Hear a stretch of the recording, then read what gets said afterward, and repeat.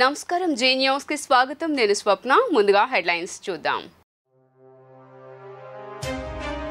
కాకినాడలో మేమంతా సిద్ధం సభలో పాల్గొన్న సీఎం జగన్ ప్యాకేజీ స్టార్ కు రాష్ట్రం అంటే చులకన అని వెల్లడి జ్వరం వస్తే పిఠాపురం వదిలి హైదరాబాద్ వెళ్లిపోతాడని ఎద్దేవా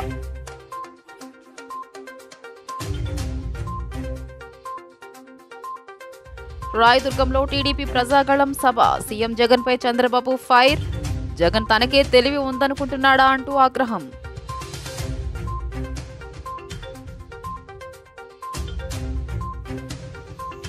కడప పార్లమెంటుకు నామినేషన్ దాఖలు చేసిన వైఎస్ షర్మిల న్యాయం కోసం విజయం వైపు అడుగులు వేస్తున్నానని వ్యాఖ్య ధర్మం వైపే కడప ప్రజలు నిలబడతారని ఆశిస్తున్నానన్న షర్మిల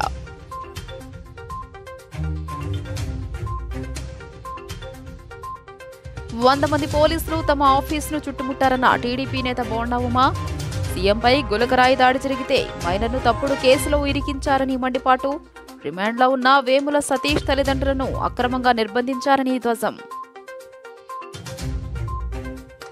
ఇక డీటెయిల్స్ చూస్తే రాష్ట్రాన్ని హోల్సేల్ గా దోచుకున్నది పంచుకునేందుకు చంద్రబాబు రాజకీయాలు చేస్తూ ఉంటే కులాన్ని హోల్సేల్ గా బాబుకు అమ్మేయగలనన్న భ్రమతో ప్యాకేజ్ స్టార్ రాజకీయం చేస్తున్నాడని సీఎం జగన్ విమర్శించారు. ఇవాళ సీఎం జగన్ కాకినాడలో మేమంతా సిద్ధం సభలో పాల్గొన్నారు. జనసేన అధినేత పవన్ కళ్యాణ్ పై సీఎం జగన్ విమర్శనాస్త్రాలు సంధించారు. ప్యాకేజీ స్టార్ కు మన రాష్ట్రం అంటే ఎంతో చులకన అని, జ్వరం వస్తే పిఠాపురం వదిలి హైదరాబాద్ వెళ్లిపోయేంత చులకన అని వ్యాఖ్యానించారు. ఇంతకుముందు ఈ ప్యాకేజీ స్టార్ కు పాలకొల్లు, భీమవరం, గాజువాక 3 అయ్యాయి. ఇప్పుడు పిఠాపురం 4ది. ఈ ప్రాంతం ప్రేమ ఉండదు. ఈ మ్యారేజీ స్టార్ కు ఏ భార్య అయినా ప్రేమ ఉండదు. పెళ్లిళ్లే కాదు, ఇప్పుడు నియోజకవర్గాలు కూడా 4 అయ్యాయని విమర్శలు చేశారు. ఇక ఈ కూటమిలో వదినమ్మ గురించి మాట్లాడదామా అంటూ బీజేపీ అధ్యక్షురాలు పురంధరేశ్వరి మీద విమర్శలు చేశారు. బాబు చేరమంటే ఈ వదినమ్మ కాంగ్రెస్లో చేరింది. ఇదే బాబు బీజేపీకి ట్రాన్స్ఫర్ ఆర్డర్ ఇచ్చిన వెంటనే బీజేపీలో చేరింది. బాబు పొడవమంటే సొంత తండ్రినే వెన్నుపోటు పొడిచేసింది. 30 ఏళ్లుగా ఏ పార్టీలో ఉన్నా బాబు కోవర్టుగా ఇదే పనిలో ఉంది. బీజేపీలో ఉన్న బాబు ఎవరికి సీటు ఇవ్వమంటే వారికి ఇస్తుంది అంటూ పురంధరేశ్వరి పైన విమర్శనాస్త్రాలు సంధించారు. ఈ ఎన్నికల్లో ఇంటింటికి మంచి చేశాం కాబట్టి ఈ ఎన్నికల్లో ఇంటింటికి మీ బిడ్డ మంచి చేశాడు కాబట్టి మీ బిడ్డ ఒంటరిగా బయలుదేరాడు ఎన్నికలలో యుద్ధానికి. అందరినీ మోసం చేశారు కాబట్టి, చెప్పుకునేందుకు ఏ మంచి లేదు కాబట్టి కూటమిగా వారందరూ కూడా ఏకమయ్యారు. మీ బిడ్డ ఒక్కడు, నక్కలు తోడేళ్లు అనేక మంది. జరగబోతా ఉంది కురుక్షేత్ర సమర యుద్ధం. సిద్ధమేనా? ఈ కూటమి వారి కూటమి ఎలాంటిదో మీరే చూస్తున్నారు కదా. ఆ కూటమిలో అది వ్యక్తిత్వం ఉన్న పార్టీలు కలిస్తే ఏర్పడిన కూటమి కాదు. అది మిగతా పార్టీల్లోకి చంద్రబాబు తన మనుషులను పంపితే ఏర్పడిన కూటమి. అది దత్తపుత్రుడు టికెట్లు ఇస్తే ఏర్పడిన కూటమి కాదు. దత్తపుత్రుడికి ఎన్ని టికెట్లు ఇవ్వాలో, ఆ టికెట్లలో ఎవరు పోటీ చేయాలో, చివరికి ఆ ప్యాకేజీ స్టారు కూడా ఎక్కడ టికెట్ ఇవ్వాలో కూడా బాబు నిర్ణయిస్తేనే ఏర్పడిన పొత్తు. ఆలోచన చేయమని అడుగుతా ఉన్నా. బాబు ఆ ప్యాకేజీ స్టార్ను నువ్వు భీమవరం అంటే భీమవరం, గాజువాక అంటే గాజువాక, పిఠాపురం అంటే పిఠాపురం. బాబు ప్రయోజనం కోసం ఎక్కడ నిలబెడితే బాబుకు ప్రయోజనం కలుగుతుంది అని అంటే అక్కడ నిలబెట్టడం, ఎక్కడ కావాలంటే అక్కడ. బాబు సిట్ అంటే సిట్టు, స్టాండ్ అంటే స్టాండు. టీడీపీ అధినేత చంద్రబాబు అనంతపురం జిల్లా రాయదుర్గంలో ప్రజాగళం సభకు హాజరయ్యారు. తన ప్రసంగంలో ఆయన సీఎం జగన్ పై విమర్శనాస్త్రాలు సంధించారు. జనాలకు తెలివి లేదనుకుంటున్నాడా, జగన్ ఒక్కడికే తెలివి ఉందనుకుంటున్నాడా అని ధ్వజమెత్తారు. ప్రజలకు ఇచ్చిన దానికంటే ప్రజలపై మోపిన అప్పులే ఎక్కువని, ఇచ్చిన దానికంటే దోచుకున్నదే ఎక్కువని టీడీపీ అధినేత చంద్రబాబు అన్నారు. మోసం చేయడంలో జగన్మోహన్ రెడ్డి దిట్ట అని చంద్రబాబు విమర్శించారు. అబద్ధాలు చెప్పడం అతడికి పుట్టుకతో వచ్చిన విద్య అని అన్నారు. ఈ రాష్ట్రంలో ఎవరికైనా స్వేచ్ఛ ఉందా అని ప్రశ్నించారు.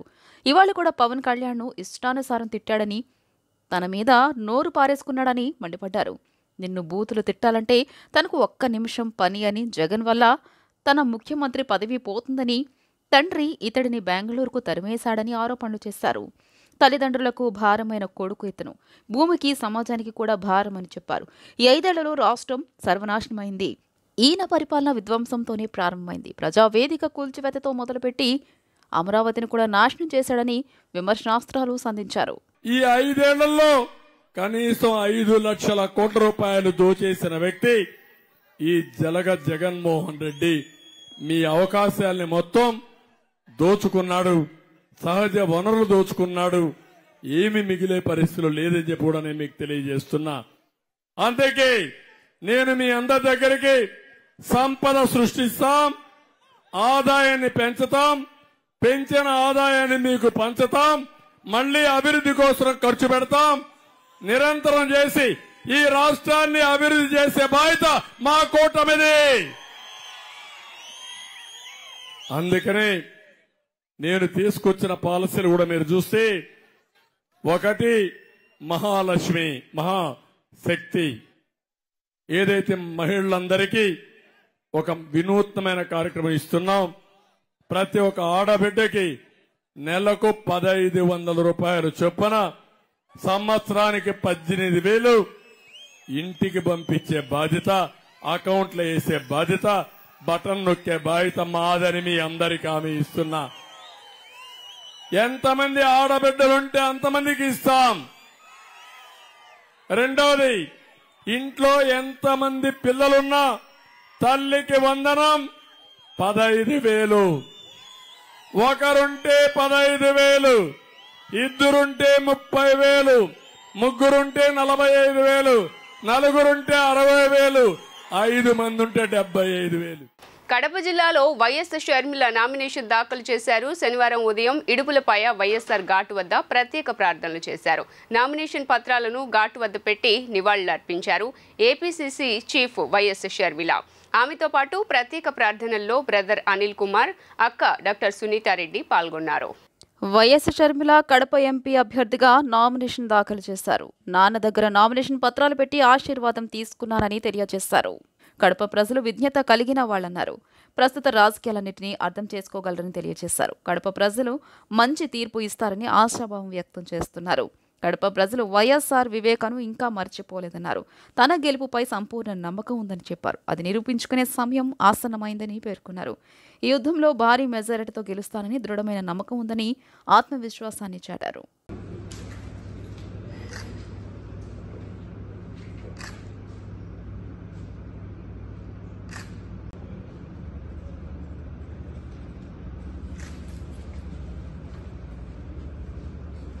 కడప లోక్సభ స్థానానికి రాజశేఖర రెడ్డి బిడ్డ వైఎస్ షర్మిల నామినేషన్ వేయడం జరిగింది.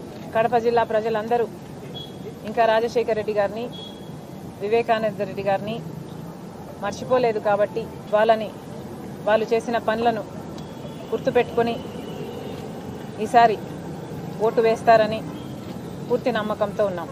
ఈ ఎన్నికలు ప్రజలు నిర్ణయించుకోవాలి. ముఖ్యంగా కడప ప్రజలు నిర్ణయించుకోవాలి, వాళ్ళు న్యాయం వైపు ఉన్నారా లేక నేరం వైపు ఉన్నారా అని. ఇటీవల జరుగుతున్న పరిణామాలన్నీ ఒక కడప జిల్లా వాసులే కాదు, ఆంధ్ర రాష్ట్ర ప్రజలందరూ చూస్తున్నారు. మేము ఏదైతే సిబిఐ ఛార్జ్ షీట్లో ఉందో ఆ విషయాలు మాత్రమే మాట్లాడడం జరుగుతుంది. ఏ విషయాలు ఛార్జ్ షీట్లో లేవో అవి మాకు కూడా తెలియని విషయాలు. నాకు ఇన్ని విషయాలు తెలుసు అంటే దానికి కారణం సిబిఐ ఆధారాలతో ఇన్ని విషయాలు బయట పెట్టింది కాబట్టే మాకు విషయాలు తెలిసాయి. ఆ విషయాల గురించి మాత్రమే మేము ప్రస్తావించడం జరుగుతుంది. అలాంటిది ఈరోజు రైట్ టు స్పీచ్ అన్న కాన్స్టిట్యూషనల్ రైట్ కూడా విలువ లేకుండా ఈరోజు మేము మాట్లాడకూడదు అన్నట్టు గ్యాగ్ ఆర్డర్ తీసుకొచ్చారు.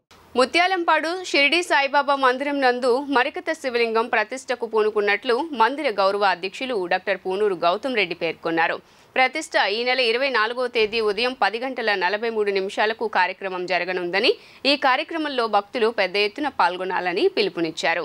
కాశీ, శ్రీశైలంలో మాదిరి భక్తులు నేరుగా శివలింగాన్ని తాకి పూజాది కార్యక్రమాలు నిర్వహించుకోవచ్చునని వెల్లడించారు.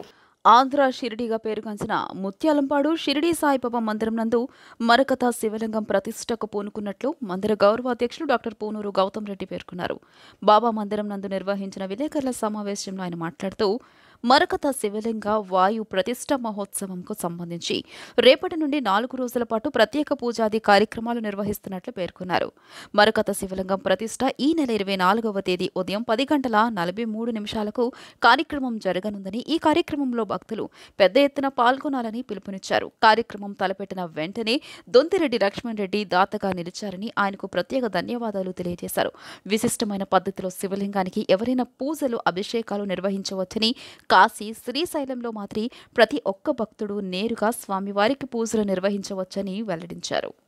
ఆంధ్రప్రదేశ్ రాష్ట్రంలోనే కాకుండా తెలంగాణ రాష్ట్రంతో సైతం ఈ తెలుగు రాష్ట్రాల్లో ఒక పేరుగాంచినటువంటి క్షేత్రంగా ఆంధ్ర షిరిడిగా పేరుగాంచినటువంటి ముత్యాలంపాడు సాయిబాబా మందిరం నందు ఎంతో కాలంగా ఎదురు చూస్తున్నటువంటి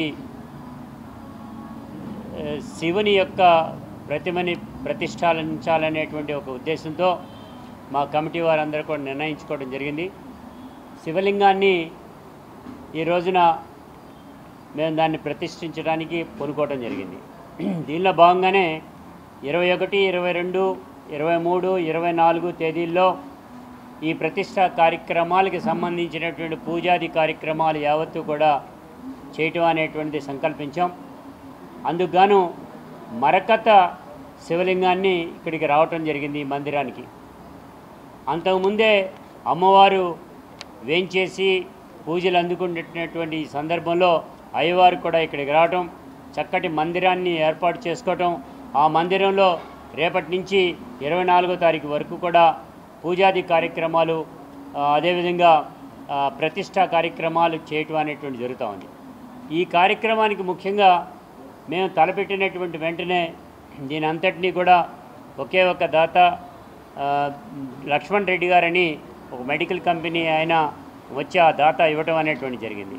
అదేవిధంగా ఈ మండపానికి సంబంధించినంత వరకు కూడా భక్తులుగా ఉండేటువంటి చాలామంది, ఒక 7-8 మంది సైతం దాన్ని దాతలుగా వచ్చి ఇవ్వటం అనేటువంటి జరిగింది. ఈ మందిరంలో ఒక విశిష్టమైనటువంటి పద్ధతిలో ఈ శివలింగాన్ని ఎవరైనా కానీ కూడా తాకవచ్చు, ఎవరైనా కానీ పూజ చేసుకోవచ్చు. ఏ ఒక్క నియమ నిబంధన లేకుండా ఉండేటువంటి పద్ధతిలో ఈ ప్రతిష్టా కార్యక్రమాన్ని మేము చేపట్టడం అనేటువంటి జరుగుతోంది.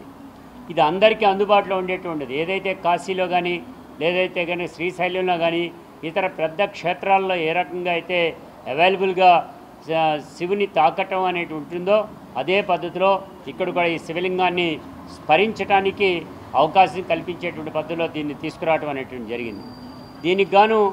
దీనికి గాను కావాల్సినటువంటి సకల సదుపాయాలన్నింటినీ కూడా ఏర్పాటు చేయడానికి, రేపటి నుంచి కూడా క్రతువులన్నీ కూడా నిర్వహించడానికి కూడా మేము పూనుకోవడం జరిగింది. ఏ రోజు ఏ కార్యక్రమాలు ఉంటాయి, ఏ రకంగా ఉంటాయి అనేది కూడా పూర్తిగా మీ అందరికీ కూడా పాంప్లెట్ రూపేణ అందజేస్తాం. అన్ని గ్రహాలకి అధిపతి అయినటువంటి పరమశివుడిని ఆరాధిస్తే గ్రహాల యొక్క ఇబ్బందులు ఏమి తొలగిపోతాయి అనే విషయం అందరికీ తెలుసున్నది. అందులో భాగంగా మరకతం అనేది, ఆ గ్రీన్ స్టోన్ అనేది ఎవరైనా చూస్తేనే చాలు విశేషం. అటువంటి మరకత శివలింగాన్ని దొంతిరెడ్డి లక్ష్మణ్ రెడ్డి గారి అనే దాత సహకారంతో ఏర్పాటు చేయడం జరిగింది. దీన్ని లింగభేదం లేకుండా మగవారు, ఆడవారు అందరూ కూడా ప్రతిరోజు దీన్ని అభిషేకించుకోవచ్చు. అదేవిధంగా అర్చన కూడా సాయంత్రం సమయంలో అర్చన చేసుకోవచ్చు. దీన్ని వాయు ప్రతిష్ఠ అంటారు. వాయు ప్రతిష్టలో 4 ద్వారాలు కూడా ఎట్లయితే కాశీలో తెరిచి ఉంటాయో 4 ద్వారాలు కూడా తీసే ఉంటాయి. శివునికి 5 ముఖాలు ఉంటాయి. 5 వైపుల నుంచి కూడా అర్చన చేయొచ్చు. 4 ముఖాలు చుట్టూ ఉంటే ఒక 5వ ముఖం ఊర్ధ్వముఖం పైన ఉంటుంది. అట్లా శివుడికి ఏ పక్క నుంచి చేసినా కూడా అర్చన అదే ఫలితాన్ని ఇస్తుంది. ఆ పద్ధతిలో ఆ యొక్క ఆగమ శాస్త్ర ప్రకారం ఇది వాయు ప్రతిష్ఠ చేసి అందరికీ అందుబాటులో తీసుకురావడం జరుగుతుంది. 24వ తేదీ నుంచి కూడా ఈ అభిషేక కార్యక్రమాలు కానీ, అర్చన కార్యక్రమాలు కానీ భక్తులే స్వయంగా వచ్చి వారి మనసులో ఉండే కోరికలను తలుచుకొని వారి శక్తి కొలిది స్వామివారిని అభిషేకించి అర్చన చేసి ఆ ఆనందాన్ని పొంది జీవితంలో సుఖ సంతోషాలతో ఉండాలని కోరుకుంటున్నాం. కావున 24వ తేదీ జరిగే ప్రతిష్ఠా కార్యక్రమానికి వేల కొలది భక్తులు విచ్చేసి స్వామివారికి ప్రతిష్టను చూసి ఆ రోజు జరిగే అన్నప్రసాద విత్తనం కూడా స్వీకరించవలసిందిగా మనవి చేస్తున్నాం. అవకాశాన్ని నాకు కల్పించిన నా హితుడు, నాకు గైడు గౌతమ్ రెడ్డి గారికి, అట్లాగే ఈ పాలక మండలికి నేను ఎంతో రుణపడి ఉంటాను. ఈ దైవ సేవలో ఈ శివలింగాన్ని అలాగే ఈ ప్రతిష్టని నా చేతుల మీదుగా కూడా జరగటం నా పూర్వజనం సుకృతంగా కూడా భావిస్తాను.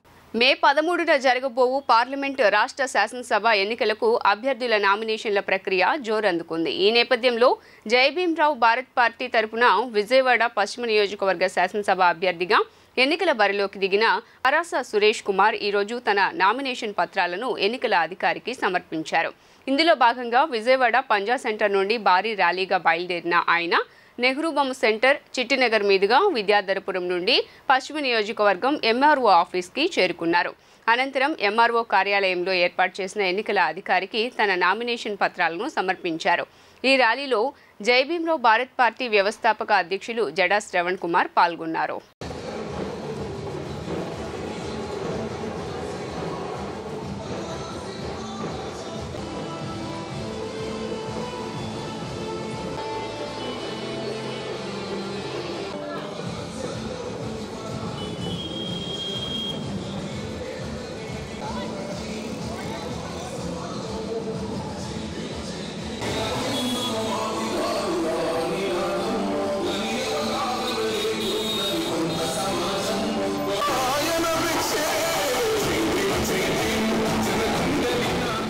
ఎన్టీఆర్ జిల్లా విజయవాడ పశ్చిమ నియోజకవర్గంలో నామినేషన్ల ప్రక్రియ ప్రశాంతంగా కొనసాగుతోంది.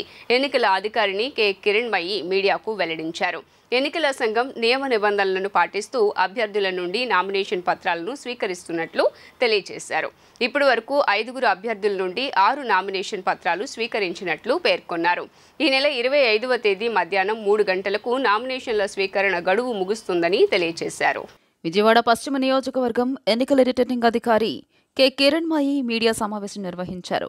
విజయవాడ పశ్చిమ నియోజకవర్గంలో ఇప్పటి వరకు 5 అభ్యర్థులు 6 నామినేషన్లు దాఖలయ్యాయన్నారు. ఈ నెల 25 తారీఖు మధ్యాహ్నం 3 గంటల వరకు నామినేషన్లు తీసుకోబడతాయని వెల్లడించారు. ఎన్నికల నిబంధనల ఉల్లంఘన కేసులు 4 నమోదు చేశామని తెలిపిన ఆమె మే 13 పోలింగ్ నాటికి అన్ని ఒక పోలింగ్ స్టేషన్లో 10 రోజుల ముందు నుంచే సౌకర్యాలు కల్పించేలా ప్రణాళిక రూపొందించుకుంటామన్నారు. పశ్చిమ నియోజకవర్గ పరిధిలో 97 సమస్యాత్మక ప్రాంతాలను గుర్తించి అధికారులకు నివేదిక పంపామని పేర్కొన్నారు. పోలింగ్ బూత్లలో సౌకర్యాలపై దృష్టి సారిస్తున్నామన్నారు. ప్రశాంత వాతావరణంలో ఎన్నికల నిర్వహణ జరిగేలా చర్యలు చేపడుతున్నామని ఎన్నికల అధికారిని కె కిరణ్మయి మీడియాకు వెల్లడించారు.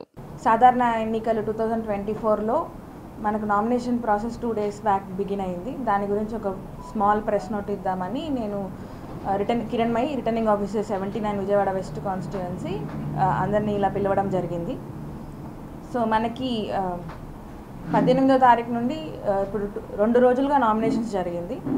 మొత్తం మన విజయవాడ పశ్చిమ రిటర్నింగ్ ఆఫీసర్ దగ్గర 6 నామినేషన్స్ ఫైల్ అయ్యాయి. 6 నామినేషన్స్, 5 క్యాండిడేట్స్, 1-2 సెట్స్ ఫైల్ చేయడం జరిగింది. మనకు దీనిలో state national parties 2 candidates, unrecognised parties 2 and ఒక ఇండిపెండెంట్ ఫైల్ చేయడం జరిగింది. పబ్లిక్ హాలిడే అనగా టుమారో సండే నామినేషన్స్ తీసుకోబడవు. అది తీసేసి 25th 25వ తారీఖు మధ్యాహ్నం 3 గంటల వరకు నామినేషన్స్ తీసుకుంటాము.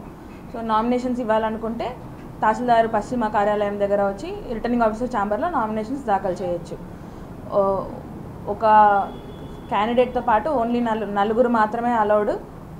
మీరు మీ అఫిడవిట్ ఫామ్ 2B ఏదైతే నామినేషన్ పేపర్ ఉందో, form 26 affidavit, form A and B పార్టీస్కి సంబంధించింది అయితే, దానితో పాటు bank account passbook, photograph declaration, అలాంటి కొన్ని ఐటమ్స్ డిక్లరేషన్స్ మీరు ఇవ్వాల్సి వస్తుంది. దానితో పాటు మీరు ఫర్దర్గా మీకు ఇవ్వాల్సిన నోటీసు, స్క్రూటినీ 26వ తారీఖు జరుగుతుంది. స్క్రూటినీ నోటీస్ ఒకటి, బ్యాలెట్ పేపర్లో మీరు ఏం పేరు రాయాలో అదొక నోటీస్, అలా ఎలక్షన్ ఏజెంట్ అపాయింట్మెంట్, ఇలా నోటీసులు మేము ఒక 16 డాక్యుమెంట్స్ మేము కూడా ఇస్తాం ప్రతి క్యాండిడేట్కి అక్నాలెడ్జ్మెంట్ తీసుకొని. లయన్స్ 316D నూతన కార్యవర్గ పరిచయ కార్యక్రమం నగరంలోని ఓ కళ్యాణ మండపంలో అట్టహాసంగా జరిగింది. కేబినెట్ సెక్రటరీలు, కేబినెట్ ట్రెజరీలను నూతన పరిచయం చేయటం జరిగింది. అనంతరం లయన్స్ క్లబ్ నుండి 4వ గవర్నర్గా ఎన్నికైన గద్దె శేషగిరిరావుకు సన్మాన కార్యక్రమాన్ని నిర్వహించారు. ఈ కార్యక్రమానికి ముఖ్య అతిథిగా డిస్ట్రిక్ట్ గవర్నర్ శంకర్ గుప్తా పాల్గొన్నారు. క్లబ్ ఆశయాలకు అనుగుణంగా పనిచేస్తానని తెలిపారు. జిల్లా 316D విజయ పతాకాన్ని ముందుకు తీసుకువెళ్తానని హామీ ఇచ్చారు. క్లబ్ సభ్యుల ప్రతి ఒక్కరి సహకారంతో తనకు కావాలని ఆకాంక్షించారు. ఇప్పటికే లయన్స్ క్లబ్ ద్వారా 210 దేశాల్లో సేవలను అందిస్తున్నారని తెలియజేశారు. నూతన కార్యవర్గం, నూతన క్యాబినెట్ని ఈరోజు పరిచయ కార్యక్రమం పెట్టుకున్నాము. జిల్లాలో cabinet secretaries, cabinet treasurers, cabinet additional cabinet treasurers అందరినీ కూడా ఈరోజు సభకి పరిచయం చేస్తా వారికి అపాయింట్మెంట్ లెటర్స్ అందరికి పంపించి జరగడం జరిగింది. వారి యాక్సెప్టెన్సీతో ఇవాళ ఈ సమావేశాన్ని అందరికీ అన్ని సభ్యులని, క్యాబినెట్ సభ్యులందరినీ కూడా పరిచయ కార్యక్రమం ఇప్పుడు ఇక్కడ జరుగుతుంది. నిరంతరము 210 దేశాల్లో ఎంతో చక్కగా సేవా కార్యక్రమాలు చేసుకుంటా శ్రవ్యాస్తమించని సేవా సామ్రాజ్యానికి మళ్ళీ ఇది ఇక విలాసిల్లుతోంది.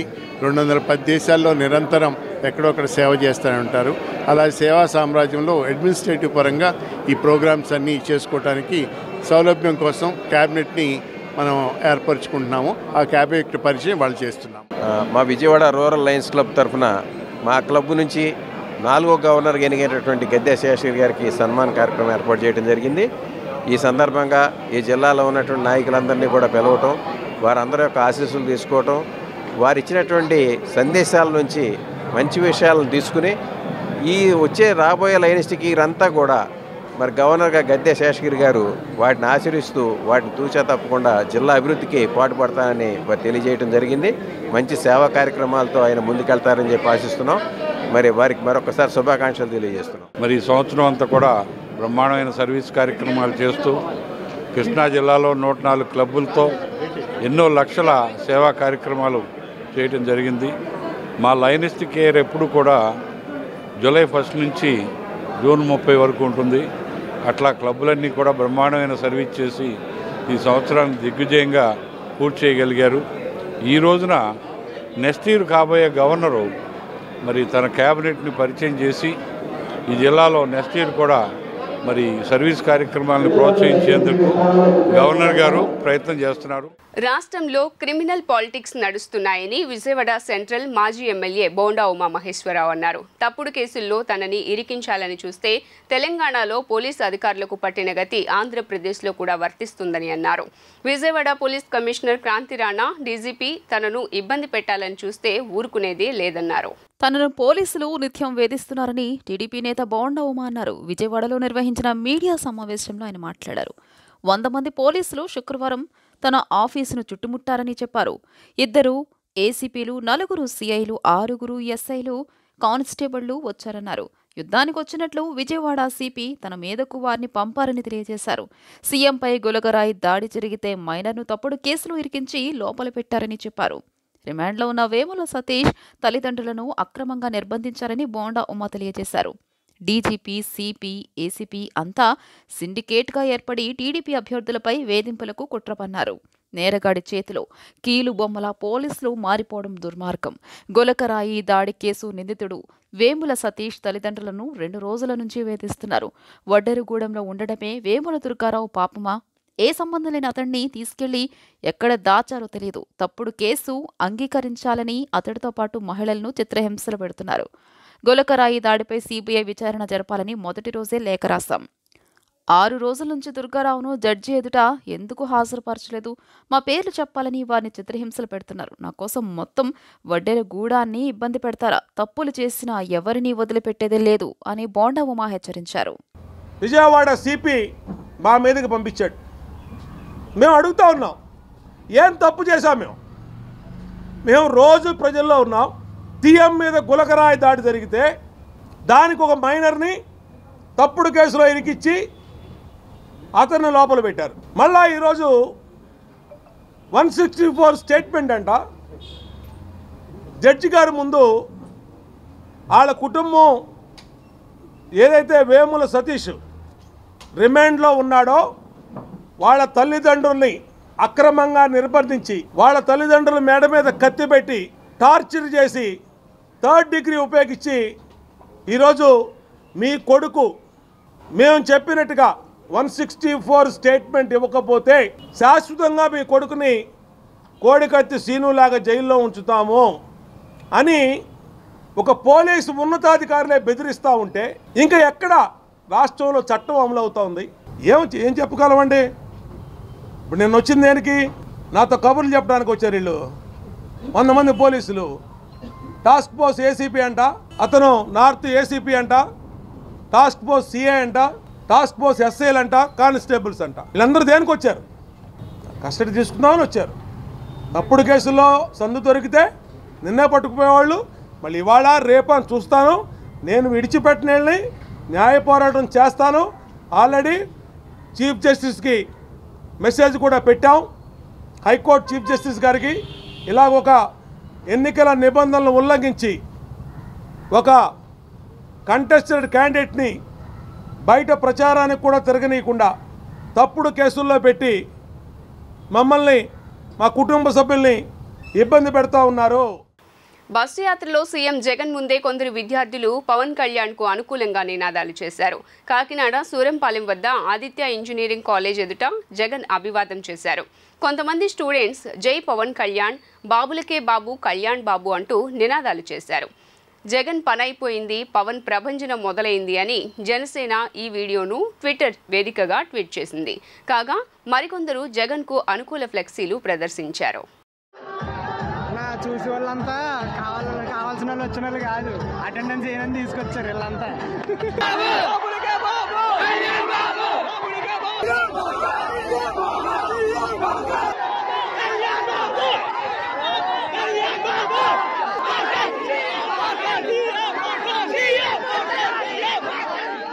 వార్తలు ముగించే ముందు హెడ్లైన్స్ మరోసారి. కాకినాడలో మేమంతా సిద్ధం సభలో పాల్గొన్న సీఎం జగన్. ప్యాకేజీ స్టార్ కు రాష్ట్రం అంటే చులకన అని వెల్లడి. జ్వరం వస్తే పిఠాపురం వదిలి హైదరాబాద్ వెళ్లిపోతాడని ఎద్దేవా.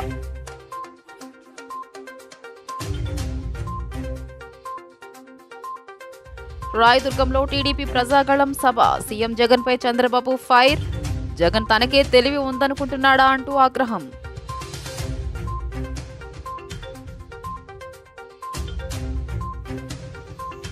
కడప పార్లమెంటుకు నామినేషన్ దాఖలు చేసిన వైఎస్ షర్మిల.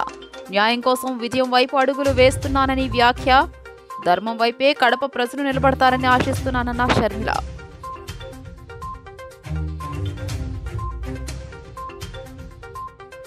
వంద మంది పోలీసులు తమ ఆఫీసును చుట్టుముట్టారన్న టీడీపీ నేత బోండా ఉమా.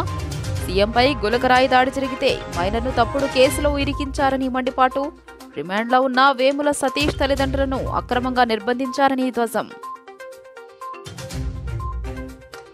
జీ న్యూస్ ఇంతటితో సమాప్తం. తిరిగి వార్తల్లో మళ్ళీ కలుద్దాం. అంతవరకు సెలవు. నమస్కారం.